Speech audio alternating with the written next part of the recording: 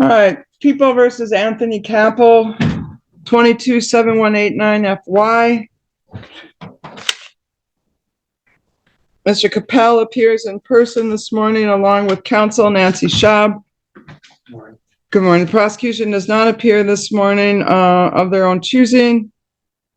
In regard to the matter then, did you have a chance to go over the resentencing recommendations with Mr. Capel?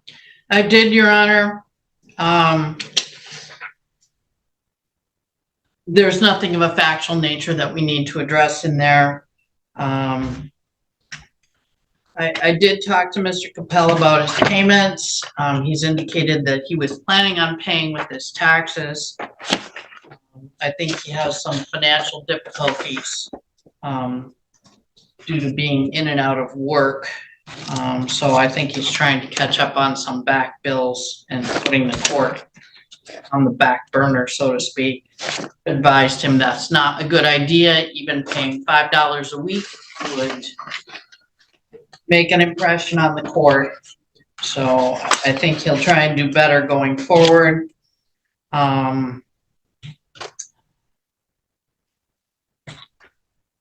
With regard to the drug screen today, he advises me that he will not pass the drug screen. And in what respect are we not going to pass? Said he was going to be positive for marijuana and meth. Well, I think that's a real good reason, Mr. Capel, to start looking at why you can't make any probation cost payments. You're spending it all on meth. Anyway, go ahead, Ms. Schaub. I'm sorry. Go ahead. Your Honor, he was honest with me that he would not pass. I discussed with him where he got it, and he apparently said it was a gift. But obviously, given his circumstances, that was not a wise choice. But he does have a full-time job. If he goes to jail for 15 days, I don't know if that job will be available when he gets out of jail. So I don't know what the court wants to do with Mr. Capel. I don't know how. I had notes prior to his pleading to this that he had been testing clean and doing what he was supposed to do, but apparently he's gotten a little bit off track. I'm hoping the court will give him one more break and not put him in jail today. Thank you. Mr. Capel, anything you'd like to add? Yeah, I work at hometown right now. We're reduced to winter hours. What? We're reduced hours right now because it's the slow season. So I'm only getting like 32-ish a week. So it's like $500 a paycheck, roughly, give or take, after taxes. But I should have enough today for, if not half, majority of the court costs that I owe because of 4 seasons. I clocked enough hours, I think. I'm just waiting on the W-2 SE. I worked there for 2 days. Well, Mr. Capel, anything else you'd like to add? May should go back to regular hours, so I'll have a lot better time. How long have you been there? Since July. And what are you working now then? What's a rotating schedule? So it's 8 to 4 with Wednesday off, and then the Saturday off for my work camp, and then it's 9 to 4 or 9 to 5 with Wednesday off, and then I work that Saturday 8 to 1. That's if I don't get sent home early, because we have a high school kid that comes in about 3:30. I usually let him get a couple hours for the end of the day there.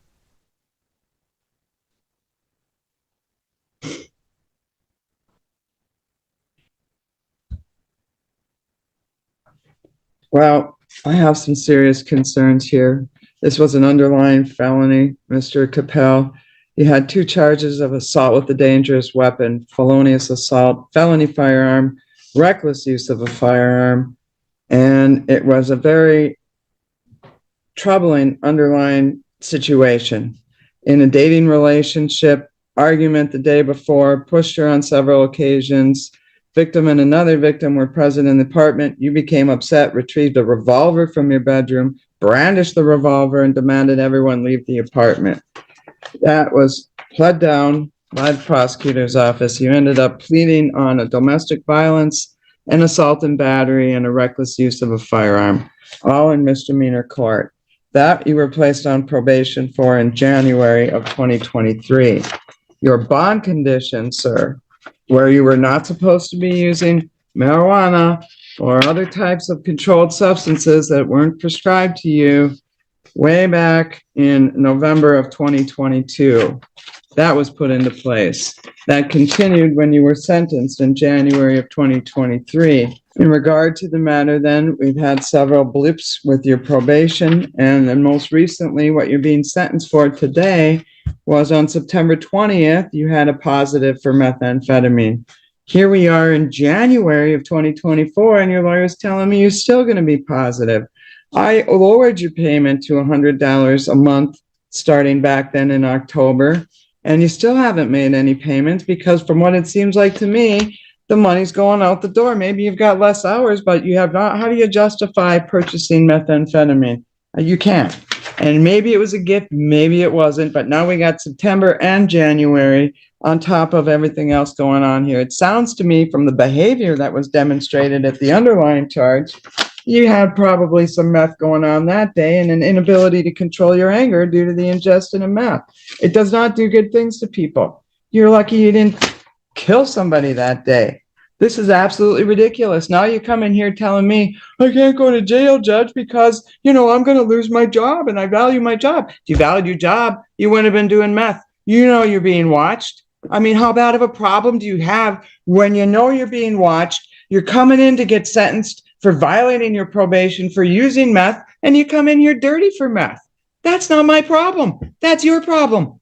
That's a big problem. That's what you're telling me. Red flags going up all over. Problem. Can't even control my behavior enough when I know I'm going to go to court and get sentenced. So I am sorry, Mr. Capel. Sometimes we are our own worst enemies, aren't we? I don't know what to tell you here, but this is absolutely ridiculous. Give me 3 weeks, I can guarantee. She's not worried about the payment. She's worried about you dealing with her. I can guarantee you clean UA, and then I'll guarantee everyone after that to be clean. Yeah, well, you should have been doing that all along, Mr. Capel. So this is where you're at today. I'm going to continue your probation. If you can't establish clean testing, get used to the bunk rack over there, because that's where you'll be back. Your outstanding balance is $795. I will allow that continued payment to commence 30 days after his release from jail. Recommence. That was $17.95, Your Honor. What did I say? $17.95. I'm not going to assess another attorney fee. We'll take that off of there. Can I get a report date? I'm going to order 15 days in jail, 0 days credit. I will hold 10 days in abeyance if you successfully pass a drug screen today at booking. If you don't, you will serve the 15 days commencing immediately. You are still required to attend the divert counseling program. You can continue attending that.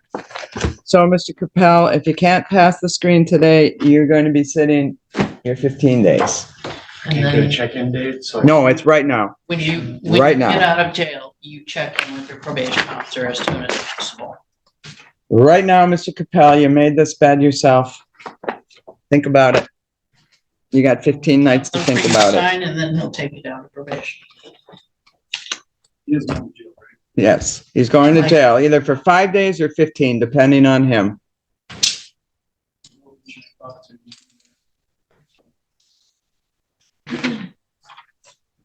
So if you test clean, you'll be out in time to go to work on Monday.